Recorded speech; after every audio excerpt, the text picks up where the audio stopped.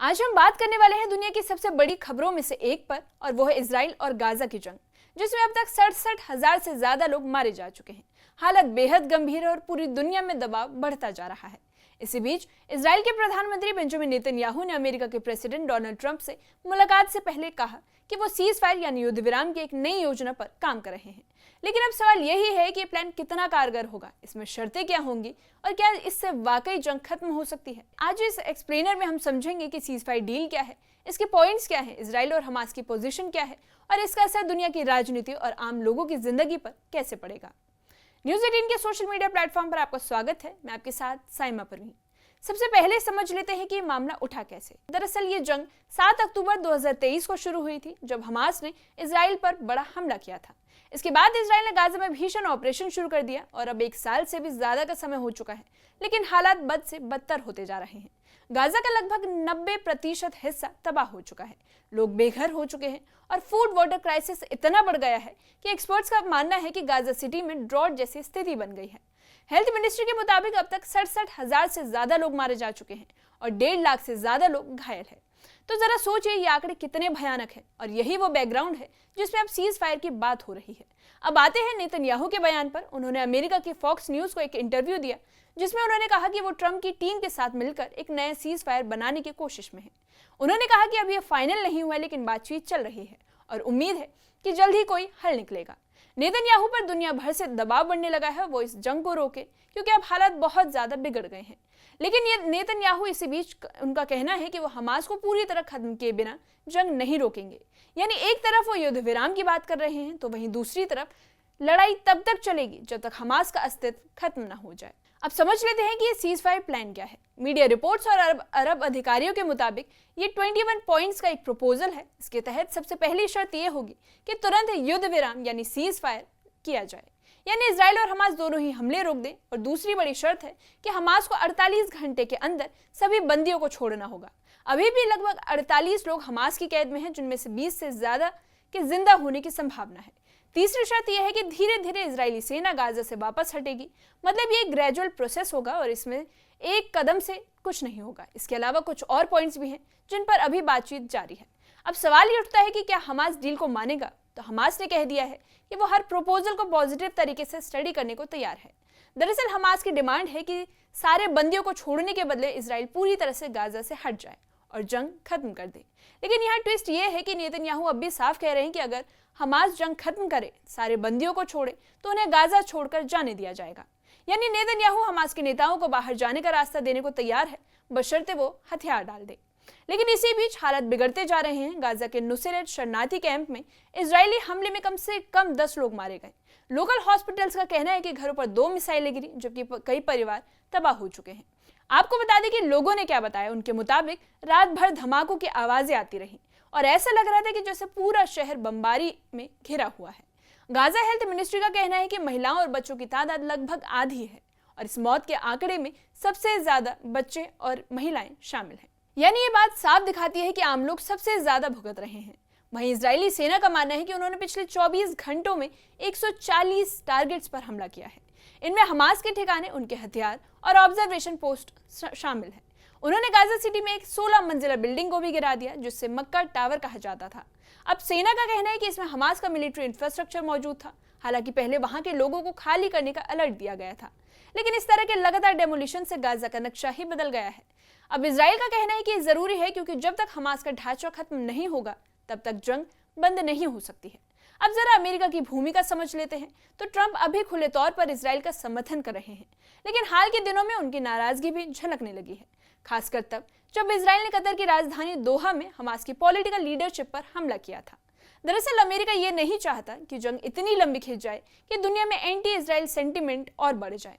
अब आपको बता दें कि ट्रंप ने अरब नेताओं से भी मुलाकात की है और उनसे इस प्लान पर चर्चा की गई है। यानी ये सिर्फ एक इजराइल और हमास के बीच का मामला नहीं, बल्कि पूरी इंटरनेशनल डिप्लोमेसी का एक हिस्सा बन चुका है। यूरोप की भी नाराजगी बढ़ गई है। कई पश्चिमी देश अब फिलिस्तीन को एक स्वतंत्र राज्य के तौर पर मान्यता देने लगे हैं। वहीं यूरोपियन यूनियन इजराइल पर पाबंदियों की तैयारी कर रहा है। इसके अलावा स्पोर्ट्स और कल्चरल बाइकॉट भी बातें चल रही हैं। यानी दबाव हर तरफ से बढ़ रहा है कि इजराइल जंग रोक दे। लेकिन नेतन्याहू कुछ दिन पहले यूनाइटेड नेशंस में उन्होंने कहा कि जॉब खत्म नहीं होने देंगे। उनका कहना है कि हमास को पूरी तरह खत्म करना ही पड़ेगा और गाजा की ह्यूमैनिटेरियन सिचुएशन अब क्राइसिस लेवल तक पहुंच गई है। We removed an existential threat to Iran, to Israel rather, and a mortal threat to the civilized world. We lifted a dark cloud that could have claimed millions and millions of lives. But, ladies and gentlemen, we must remain vigilant. We must remain absolutely clear-minded and vigilant. We must not allow Iran to rebuild its military nuclear capacities. Iran's stockpiles of enriched uranium, these stockpiles must be eliminated. And tomorrow, UN Security Council sanctions on Iran must be snapped back. Thanks to the resolve of our people, the courage of our soldiers, and the bold decisions we took, Israel rebounded from its darkest day to deliver one of the most stunning military comebacks in history. But we're not done yet. The final elements, the final remnants of Hamas are holed up in Gaza City. They vow to repeat the atrocities of October 7th again and again and again, no matter how diminished their forces. That is why Israel must finish the job. That is why we want to do so as fast as possible. United Nations और कई अंतर्राष्ट्रीय एजेंसियां कहती हैं कि खाने पीने का सामान, दवाइयां, बिजली सब कुछ खत्म हो गया है। 90% लोग अपने घर छोड़कर कैंपों और शेल्टरों में रह रहे हैं। आपको बता दें कि वहां लोगों की हालत क्या है। तो लोग भूखे सो रहे हैं और हेल्थ एक्सपर्ट्स चेतावनी दे चुके हैं कि आने वाले दिनों में बीमारी और भूख से मरने वालों की संख्या और बढ़ सकती है। यानी ये सिर्फ एक जंग नहीं रह गई बल्कि एक मानवीय त्रासदी बन चुकी है। वहीं आपको बता दें कि वेस्ट बैंक की स्थिति भी बिगड़ रही है। नबलस के पास एक रोड जंक्शन पर एक हमले में 20 साल का इजरायली सैनिक घायल हो गया था, जिसके बाद उसकी मौत हो गई और सेना ने कहा कि उन्होंने हमलावर को मार गिराया। इस घटना की जिम्मेदारी हमास ने ली है और इसे ओपनली सेलिब्रेट भी किया। दरअसल वेस्ट बैंक, गाजा और ईस्ट यरूशलेम वो इलाके हैं जिन्हें 1967 की जंग में इजराइल ने कब्जा कर लिया था। फिलिस्तीन इन इलाकों को अपने भावी राज्यों के तौर पर देखता है। यानी ये कॉन्फ्लिक्ट सिर्फ गाजा तक सीमित नहीं बल्कि पूरे फिलिस्तीन इजराइल डिस्प्यूट का एक हिस्सा है। अब एक और दिलचस्प पॉइंट जान लेते हैं कि नेतन्याहू ने कह दिया है कि अगर हमास युद्ध खत्म करता है तो सारे बंदियों को छोड़ दिया जाएगा, तो वो हमास के लीडर्स को गाजा छोड़कर जाने देंगे। यानी ये भी एक तरह की डील ऑफर है कि गाजा छोड़ो और जान बचाओ। लेकिन अब सवाल यह है कि क्या हमास सच में ऐसा करेगा? क्योंकि अगर वो गाजा छोड़ देते हैं तो उनकी पॉलिटिकल और सोशल पावर वहीं खत्म हो जाएगी। वहीं नेतन्याहू को भी अपने देश के भीतर से आलोचना झेलनी पड़ रही है, क्योंकि बहुत से लोग चाहते हैं कि जंग पूरी तरह खत्म हो जाए और बंदियों की सुरक्षित वापसी हो जाए। इंटरनेशनल पॉलिटिक्स में ये जंग अब एक टर्निंग पॉइंट बन गई है। एक तरफ अमेरिका और यूरोप दबाव डाल रहे हैं कि नेतन्याहू जंग रोके, तो वहीं दूसरी तरफ इजराइल की आर्मी का कहना है कि अब पीछे हटना ठीक नहीं होगा। और ऐसे में ट्रंप का 21 पॉइंट प्लान एक गेम चेंजर बन सकता है, लेकिन ये तभी सफल होगा जब दोनों पक्ष अपने इजरायली और हमास अपनी शर्तों से थोड़ा बहुत समझौता करने को तैयार हों, वरना बाकी डिप्लोमेटिक प्रयासों की तरह फेल हो जाएगा।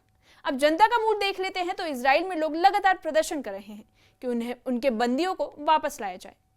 वहीं गाजा में लोगों का कहना है कि अब तो सांस लेना भी मुश्किल हो गया है।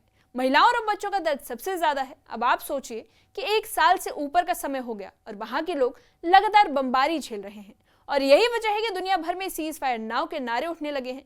तो कुल मिलाकर कहानी ये है कि एक तरफ नेतन्याहू है जिनका कहना है कि हमास को खत्म किए बिना जंग नहीं रुकेगी, वहीं दूसरी तरफ दुनिया है जो कह रही है कि अब बहुत हो चुका है। ट्रंप का प्लान इस जंग को रोक सकता है, लेकिन ये तभी होगा जब दोनों पक्ष अपनी जिद छोड़ेंगे, वरना गाजा में मौतों का आंकड़ा और बढ़ सकता है। इस मामले पर आप क्या सोचते हैं? कमेंट सेक्शन में कमेंट करके बताइए।